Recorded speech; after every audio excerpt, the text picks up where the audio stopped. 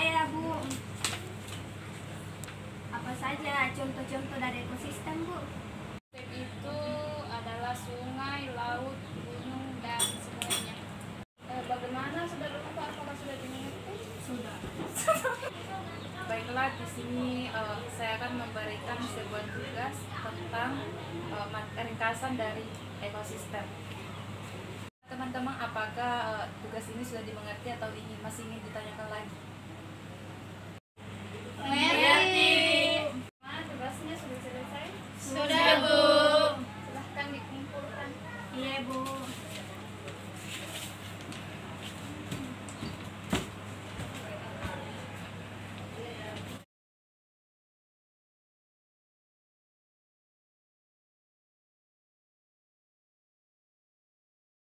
Kita mengakhiri pelajaran pada hari ini, mari kita bersama-sama berdoa. Doa dimulai.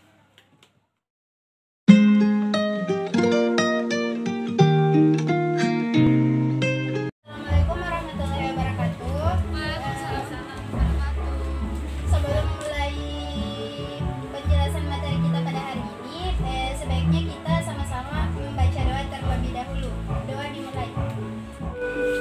Baiklah, materi kali ini yaitu mengenai sistem pencernaan pada manusia. Sebelumnya ada yang tahu mengenai materi pada sistem pencernaan manusia? Tidak, Ibu. Perlu kita ketahui bahwa sistem pencernaan pada manusia itu ada dua, yaitu proses pencernaan mekanik dan proses pencernaan kimiawi. Di mana proses pencernaan mekanik merupakan proses pencernaan makanan yang dilakukan gerakan-gerakan seperti mengunyah, menelan, memompa, menghancurkan, dan meremas makanan. Sedangkan proses pencernaan pada proses kimiawi yaitu proses pencernaan makanan yang melibatkan enzim. Adapun organ-organ pada pencernaan manusia yaitu dimulai dari mulut, hati, kantung empedu, usus halus, rektum, kerongkongan. Setelah penjelasan materi tadi, apakah dari kalian ada yang ingin ditanyakan? Ada, saya, Bu. Ya, silakan. Pertanyaan saya adalah apa saja gangguan dari sistem pencernaan? Baiklah, gangguan yang terjadi pada sistem pencernaan bisa disebabkan oleh berbagai hal seperti bakteri pada makanan, stres atau infeksi seperti sariawan yang disebabkan oleh luka tergigit, kekurangan vitamin C, dan lain-lain. Juga mengalami sembalit, yaitu kesukaran dalam proses defekasi, dan juga mengalami radang usus buntu. Sekian penjelasan materi dari saya. Jadi itulah sistem pencernaan manusia di dalam tubuh. Adanya pengetahuan tentang sistem pencernaan dapat menjadikan diri kita untuk selalu berhati-hati. Dan makanan yang sehat, bersih, dan bergizi adalah parameter yang penting untuk menjaga kesehatan tubuh kita. Pembelajaran hari ini, sebelum kita mengakhiri pembelajaran kali ini, kita membaca doa terlebih dahulu. Berdoa dimulai. Selesai.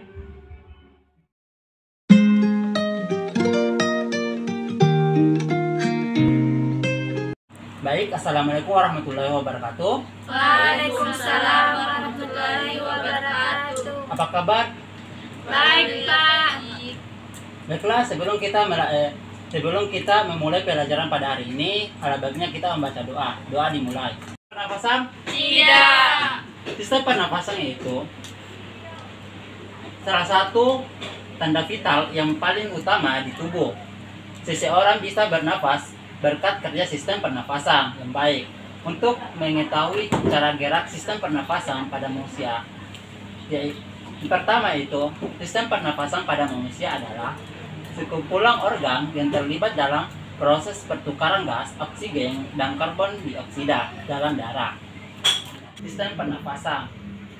Cara kerja sistem pernapasan pada manusia terlibatkan semua organ pernapasan. Organ-organ ini bekerja sama untuk membantu tubuh dalam membentuk gas antara paru-paru, alveolus, dan pembuluh darah, yang kemudian akan disalurkan ke seluruh penjelasan dari saya sudah dimengerti atau ada yang ingin ditanyakan?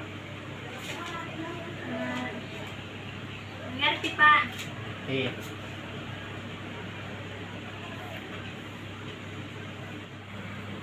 Adapun organ-organ sistem pernafasan pada manusia, yaitu terbagi atas dua, yaitu sistem pernafasan bagian atas. Beberapa organ dalam sistem pernafasan bagian atas antara lain ialah yang pertama, rongga hidung, sinus, mulut, laring.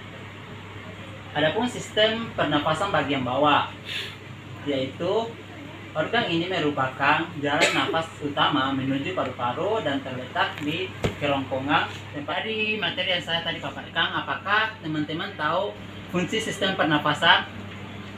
Tidak. Oke. Fungsi sistem pernafasan yaitu antara lain yaitu membuat Anda bisa bicara dan membaui sesuatu, mengalirkan udara sesuai suhu tubuh dan melembabkan sesuai kondisi tubuh, melindungi seluruh udara dari zat berbahaya dari iritasi. Bagaimanakah contoh seperti membuat Anda bisa bicara dan membau sesuatu seperti yang saya lakukan pada saat ini? Atau yang bisa membau itu seperti bisa mencium aroma seperti aroma bunga, kue, makanan dan sejenisnya. Apakah sudah dimengerti? Iya, Pak. Ya, alhamdulillah sudah dimengerti. Sekianlah materi yang sempat saya bawakan pada hari ini. Semoga materi yang sempat saya bawakan ini bisa dimengerti dan dipahami dan bisa diterapkan juga di kehidupan sehari-hari. Sebelum kita mengakhiri pertemuan pada hari ini, marilah kita membaca doa. Doa dimulai.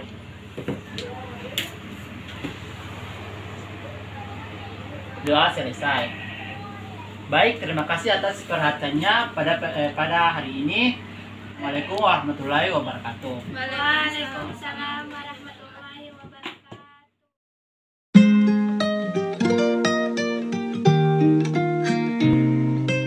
Assalamualaikum warahmatullahi wabarakatuh. Waalaikumsalam. Sebelum kita memasuki mata pelajaran, marilah kita membaca doa. Doa dimulai.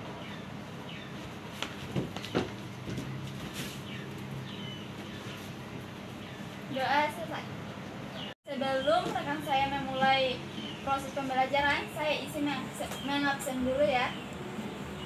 Iwi Hadir. Ulfa Hadir, Bu. Hijrah Najri Ramadhani. Oke lah, semuanya telah hadir. Di sini, baiklah. Buat kami Rekan saya akan memaparkan materinya yaitu tentang sistem ekspresi.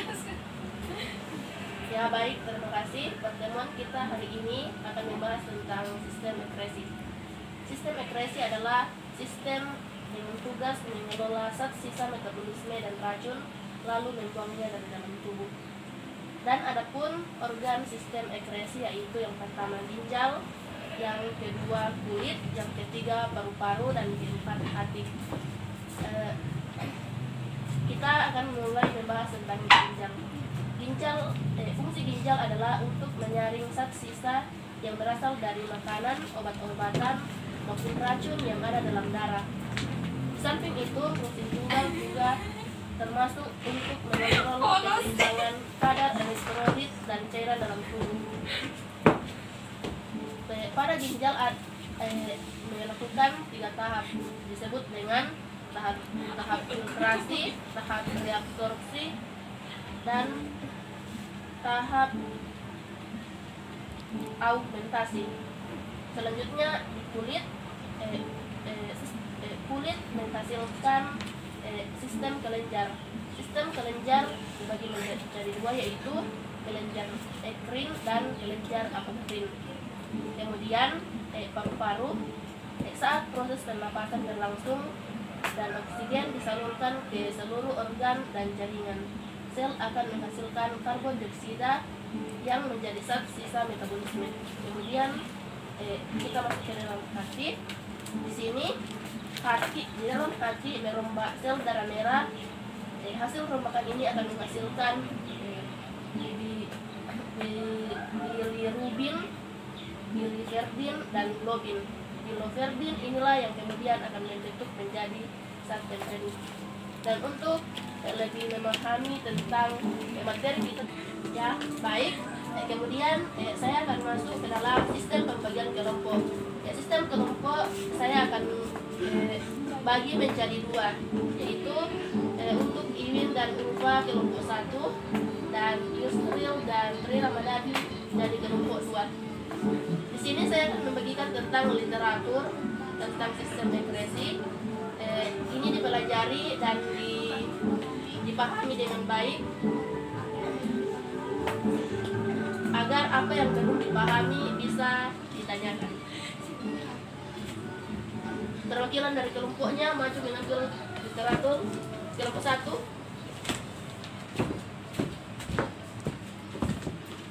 Kelompok 2. Ya, bagaimana dengan murid-murid? Apakah setelah membaca literatur yang saya bagikan, apakah masih ada yang ingin ditanyakan yang kurang jelas? Saya Bu. Ya. Baik Bu, terima kasih atas kesempatannya Bu. Saya ingin bertanya Bu mengenai apa saja sistem ekspresi pada ginjal Bu. Ya, terima kasih. Sistem ekspresi pada ginjal yaitu mengubah zat metabolisme dalam tubuh menjadi urin. Adapun tahap-tahapnya itu yang pertama tahap filtrasi, yaitu di mana ginjal menyaring cairan dalam darah sebelum akhirnya kembali ke jantung dan paru-paru. Tahap reabsorpsi terjadi di bagian ginjal yang bernama tubulus proximal. Tubulus proximal menyerap kembali zat yang dibutuhkan oleh tubuh. Adapun hasil dari reabsorpsi adalah urin sekunder. Sementara pada tahap pengumpulan atau augmentasi terjadi pengumpulan cairan yang telah dilakukan dalam tahap-tahap sebelumnya dan akhirnya menjadi urin. Ya, bagaimana dengan Ulfa? Apakah sudah dipahami? Iya Bu, sudah Bu. Apakah kelompok 2 ingin bertanya? Saya. Pertanyaan saya, sebutkan ciri-ciri ginjal orang yang sehat. Baiklah, Ibu akan menjawab pertanyaan dari kelompok 2, yaitu bagaimana ciri-ciri ginjal yang baik. Yang pertama yaitu urean jernih, tidur dengan baik, dan tubuh normal. Itulah pembelajaran kita pada siang hari ini. Adapun kesimpulannya yaitu sistem ekspresi adalah pengeluaran zat dari dalam tubuh. Dan adapun organ-organnya yaitu ginjal, kulit, hati, dan paru-paru. Kemudian ciri-ciri ginjal yaitu Itulah sekian dari mata pelajaran hari ini. Kita tutup dengan